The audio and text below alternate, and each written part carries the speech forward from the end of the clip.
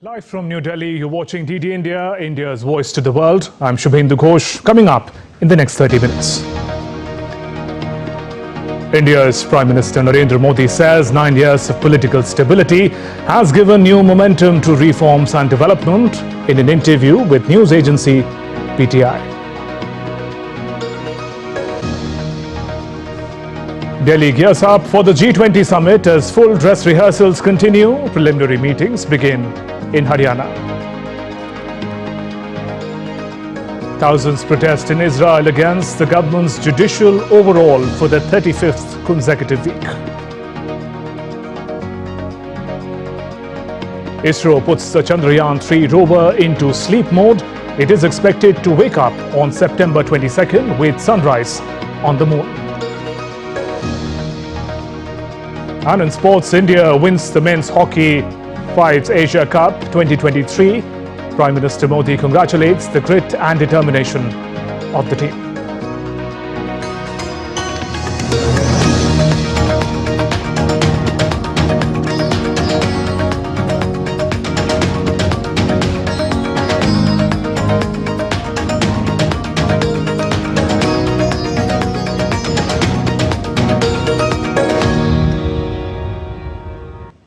India's Prime Minister Narendra Modi has highlighted that the country G20 presidency sowed seeds of confidence in the so-called third world nations. In an interview to a news agency, Prime Minister says that India's G20 presidency has yielded many positive impacts. PM says India has become the solution for global challenges. And DD India correspondent Arun Sharma joins us for more. Arun, take us through the manner in which Prime Minister Modi articulates the achievements and expectations of India's G20 presidency. Absolutely, Shubhendu. So it's a significant interview of Indian Prime Minister Narendra Modi just ahead of the G20 Summit.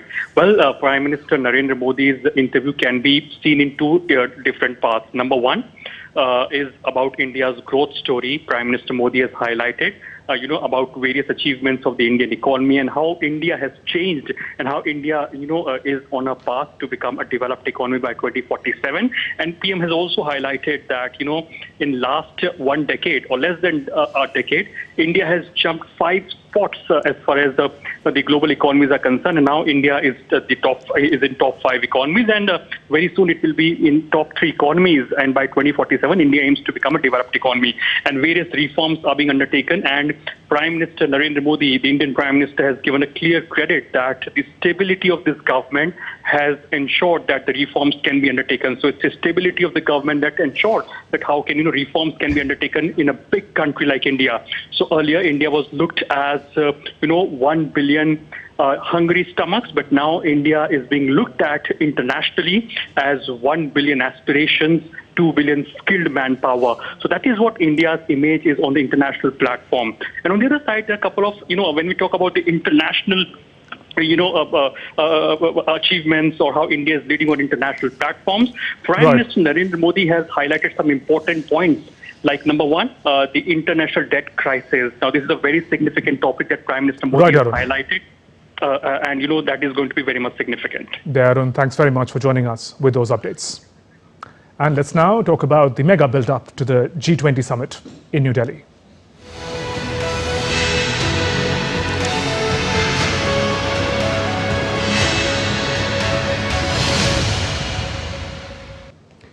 Delhi gears up for the G20 Summit. Full dress rehearsals are being conducted ahead of the upcoming event. Authorities have advised public to stay updated on real-time traffic information through the G20 virtual help desk for route suggestions when traveling to or from the airport, railway stations or bus terminals. Now, the summit, which runs from September the 8th to 10th, may cause inconvenience to residents in the Indian capital, Delhi. Traffic police has issued an advisory with road restrictions in several areas. Commuters have been advised to use the metro, public transport, where possible. Delhi is the second most populous city in the world, according to the latest data from United Nations. And it's one of the most traffic congested cities too, with 10-kilometer journey taking average time of 22 minutes. As the capital gears up, to host one of the world's most high-profile events, the G20 Summit, security and traffic management are the top of the agenda for Delhi's police. In detailed traffic advisory, we will be giving you information about the various types of modes of transport available. The main summit venue is in New Delhi. So there will be restrictions in the NDMC area, or we call the New Delhi Police District, which will be a controlled zone in which the authorized vehicles or the identified visitors will be allowed. But in the controlled zone, as well as the rest of the Delhi, metro services will be allowed throughout. And they are now advising people what to expect. They have set up a virtual help desk to ensure smooth traveling during the summit. It will provide people with information about road closures, traffic flow and alternate routes. There will be no restrictions on traveling by metro except at the station next to G20 venue. We are setting up ambulance control room, ambulance assistant control room. In field also we have a traffic motorcycle riders who can guide for any green corridor movement. And we also have the special deployment at 20 places so that they can help any emergency movement of any ambulances. There will be no restrictions for medical staff or for the movement of ambulances and essential services like food and dairy products. During G20 Leaders Summit, school, colleges, government and private institutions to remain shut from 8th to 10th September. And with the true spirit of Vasudhaiv Kutumbakam, or I shall say, the world is one family, India is all set to create a milestone under its G20 presidency, and New Delhi has geared up to welcome G20 delegates. Kriti Vadhera for DD India. The fourth G20 Sherpa meeting is beginning in the North Indian state of Haryana. The Sherpa meeting is the preliminary gathering of the government representatives before the main G20 summit. Apart from the member countries, Sherpas and other delegates from invited nations are participating in the high-level meeting, which runs until September 7th.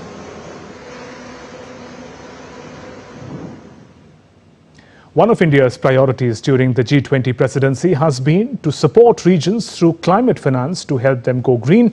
Jessica Taneja has more. In a poor village, untouched by electricity, miles away from the nearest town, children are learning, reading books under the glare of a lone street light. It was made possible because of this microgrid system. It helps provide clean, affordable and reliable electricity in remote areas where the main grid doesn't exist. Approximately 100 houses and 40 to 50 shops can be powered by this. It makes houses and markets independent of main electricity grids. The numbers tell a compelling story. The cost of solar energy plummeted by almost 80% in the last decade. It costs half the price of thermal energy. Offices in the national capital are also reaping the benefits of affordable and clean energy. We use a 60 kilowatt system. We supply the saved electricity units back to the government. We save approximately $6,000 each month in electricity bills.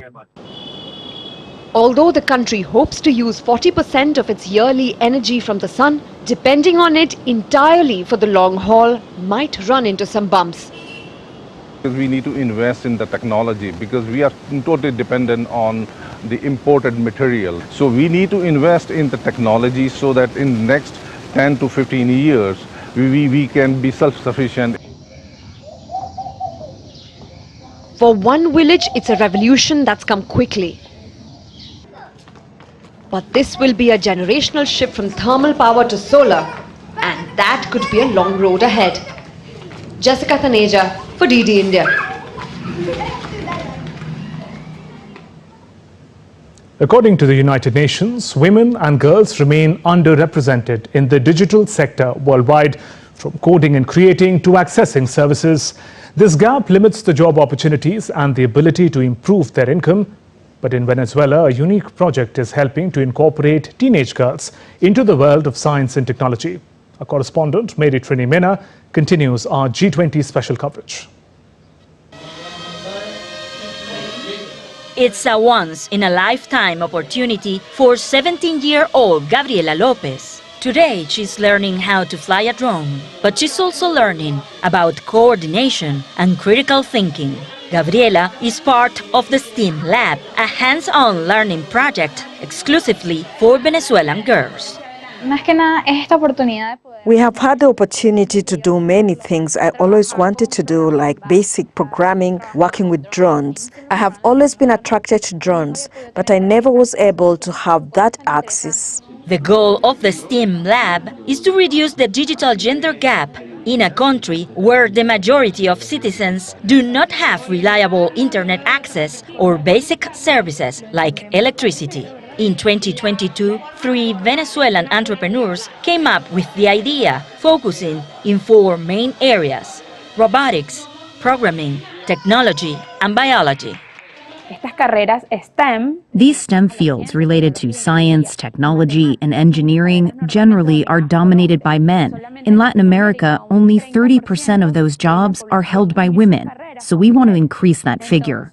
The program is privately funded. All participants were awarded scholarships. For 4 months, girls from middle to low-income neighborhoods from ages 12 to 17 years old received online and in-person training. This year, 90 teenagers from different states across Venezuela are taking part in the project. Here, they are not only learning new skills, but also putting them into practice. The young women are encouraged to unlock the mysteries of science, including activities to study plants, human biology, and microorganisms. All the skills they are learning at the lab are essential for the decision-making process that can be applied in the future. At the end of the program, students must present a final project focused on finding solutions to local problems, some real, some imagined. One project promotes the use of drones to carry medical supplies in remote and isolated areas. Another considers the development of a new vaccine to fight a future disease. But most importantly, the girls say they have learned about themselves. We learn to be self-confident every time you take a decision. For example, with drones, you are flying them and you have to be sure that the drone will move to the right. The lab is helping to shape the future generation of Venezuelan female innovators. Sometimes we can feel capable of many things, but there are challenges we must face, and we say, yes, I feel capable and I will achieve it. Here, they have helped us to realize that everything is possible. Next year, the STEAM Lab hopes to extend its activities to impact a larger number of girls in Venezuela. In Caracas, Mary Trini Mena, reporting for DD India. And continuing our coverage of the G20 Summit and our in-depth look at some of the member nations, let's take a look at another one of the leaders who make up the G20 club. Charles Michel is the president of European Council. He was born in Belgium, studied law at University of Brussels. Michel was elected to Parliament and within a year named the Minister for Interior Affairs, then Minister for Development Cooperation. He was the spokesperson and then leader of the Reformist Movement Party and went on to become Prime Minister. He became President of the European Council in 2019 and was re-elected to the post last year. And we're heading for a short break, but there's more coming up next. Tens and thousands of people protest in Israel, 35th consecutive week of protests. Preparations in full swing throughout Taiwan as Typhoon Haikui nears. And Gabon's new military leader pledges to return the country to democracy but refuses to provide a timeline for fresh elections.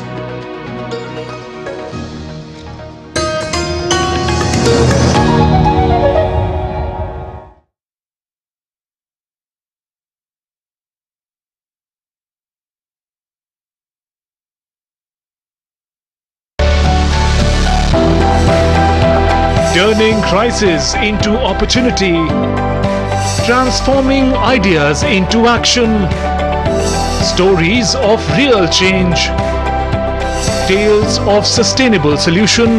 This series is going to tell stories of such changemakers.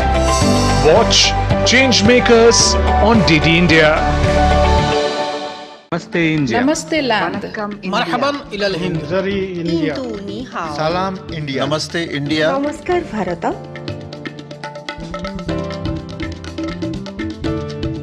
Mui Nous India. sommes land. Nahnu Hunud. India. Ma Hindi Hasti. Mung Hindian. Salam Hindustan. We are India.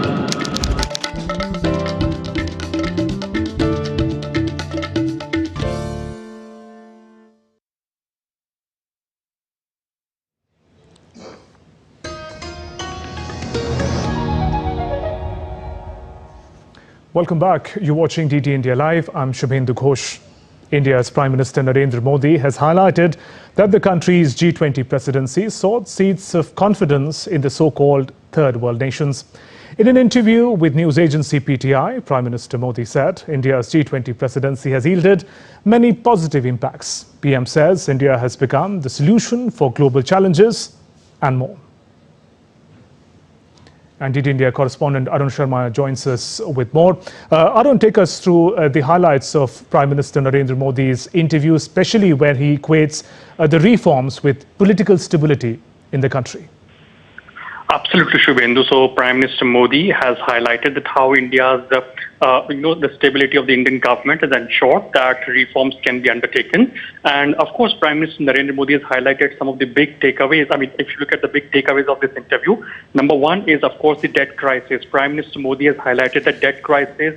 The international debt crisis is a cause of concern. Various big economies, developing economies, underdeveloped economies are facing the debt as of now, and this debt is at serious level. When you look at the debt to GDP ratio, they are at exorbitantly high levels, and therefore these debt crises are at serious level, and therefore there is a coordinated effort that is required. Second important aspect that Prime Minister Modi has highlighted is about the cyber crimes and how there is a need for a global coordinated effort as far as combating cyber crimes, because people are using cryptocurrencies, metaverse, blockchain technologies for the nefarious aims and purposes, and therefore there is a need for a globally coordinated efforts to ensure that cyber crimes can be restricted or combated at each and every level. Another important aspect highlighted by Prime Minister Modi is about the United Nations reform, because Prime Minister Modi has clearly mentioned this point that of course the world order is changing. The multilateral institutions' priority is changing, and therefore there's need for United Nations reforms. And of course, the multilateral reforms, that is the need of the hour. And also, Prime Minister Modi, last but not the least, has mentioned about the point about the inflation aspect, because G20 is a forum that discusses the economic part, the inflation part. And therefore, Prime Minister Modi has urged all the central banks and, of course, the developing and the developed economies that the inflation stance should be very much clear, so that every country gets to know that what kind of stance should be adopted to fight the inflation or to combat inflation. So these are some of the big takeaways of this interview of Indian Prime Minister Narendra Modi just ahead of the G20 Summit. There, Arun, thanks very much for joining us with those inputs. Moving on, North Korea conducted a simulated tactical nuclear attack drill with 2 long-range cruise missiles carrying mock nuclear warheads on Saturday. North Korea's state media said the drill was carried out to warn enemies that the country is prepared in case of a nuclear war. This is Pyongyang again, about to strengthen military deterrence against United States and South Korea. In a separate report, Korean Central News Agency has released photographs of North Korea leader Kim Jong-un inspecting shipbuilding and munitions factory. Tens and thousands of Israeli protesters took to the streets of Tel Aviv. Israelis have been protesting against Benjamin Netanyahu's planned judicial overhaul. This is the 35th consecutive week when Israelis are again out on the streets. In August, Israel's Supreme Court began hearing the appeals linked to the Netanyahu's judicial overhaul, which has moved the country in an unprecedented domestic crisis.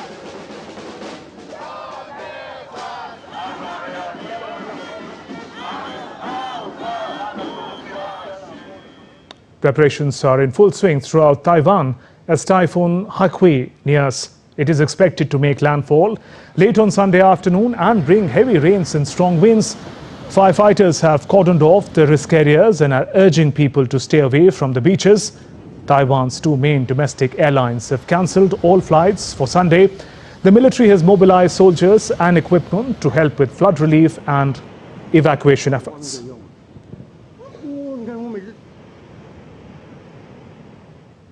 Meanwhile, Typhoon Saola made landfall on South China's Guangdong province on Saturday. The typhoon made its first landing on the southern coast of Guangdong's Zhuhai city, another on Hailing Island and Guangdong's Yajiang city. It later weakened to a tropical storm. Following the weakening of typhoon, production and life in Guangdong have returned to normal, with passenger train services, flights and ferries resuming. Gabon's new military leader has pledged to return the country to democracy, but he hasn't given a timeline for fresh elections. General Brice Oligui Nguema says the country's state institutions will be made more democratic and their suspension is only temporary. DD India correspondent Isaac Lucando has more from Dar es Salaam. Coup leaders in Gabon say they want to avoid rushing into elections that repeat past mistakes. This as pressure mounts to revert back to civilian rule. Crowds celebrated in the capital Libreville as West and Central Africa witnessed its 8th coup in 3 years. Following the coup, military officers annulled the results of the country's latest presidential election.